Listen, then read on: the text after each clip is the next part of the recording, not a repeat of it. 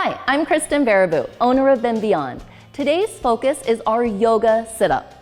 Although not a posture, the sit-up is used as a transition in many of our yoga classes to get you from savasana to the next posture during the floor series. And like the postures, the sit-up has its own benefits, including strengthening and toning your abdominal wall and stretching the backside of your legs, hips, and spine. In our Bend 90 classes, all those sit-ups are a great warm-up for the stretching pose that comes at the end of the series. My favorite benefit of the sit-up, though, is the cooling and energizing effect of the strong double exhale. That forceful exhale by your mouth flushes your lungs and gives you a boost of energy for your next posture. Like the postures, paying attention to the form in the sit-up is key to get the most out of them. Let's take a closer look to get some tips on form and also some modifications for when the sit-up is not the best transition for you on any given day. Yoga sit-up. Lay on your back. Bring your arms up over your head, biceps next to your ears, and palms face the ceiling with your thumbs crossed. Engage the front of your thighs and shins and dorsiflex your ankles. This means pull all 10 toes back toward your shin bones. Throughout the sit-up, make sure to keep your arms and head together and your heels on the floor. Take a deep inhale by your nose and hold your breath until you grab your toes. Sit up in one continuous motion. As you sit up, keep your chin towards your chest, your arms and head together, and your heels on the floor. As you bend forward in the sit-up, reach out to grab the big toes with your middle and index fingers.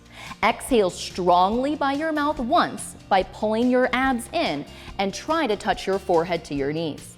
That first exhale will cause you to bounce up away from the knees a little bit. So exhale strongly again and try to touch your forehead again for the double exhale. The more power in your exhales, the more energized you'll feel for the next posture.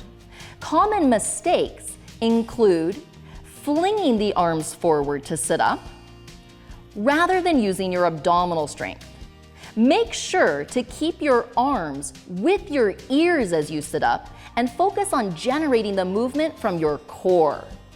Another common mistake is to break the sit-up into two movements, sitting up with a straight spine and then diving for the toes. Instead, make your sit-up one smooth, continuous motion as you reach for your toes. If you can't grab the toes, no problem. Reach as far as you can, keeping your legs straight. Can't get your forehead to your knees? Again, no worries. Keep your legs straight, pull your abdomen in, and do your best. By keeping your legs straight, you're stretching the backside of your body and getting a little extra prep for stretching pose at the end of your class. Sometimes, whether it's due to lower back sensitivity, an injury, pregnancy, or some other condition, the sit-up is not available to you. In these instances, modify with another safe and efficient transition. We recommend either a roll-up, bend your knees into your chest, hold onto your legs, suck your lower belly in, and roll up to a seated position. This is a good option when you're building your strength towards doing the full sit-up. The best option for those with an injury, lower back issues, or during pregnancy is to simply roll to one side and push yourself up.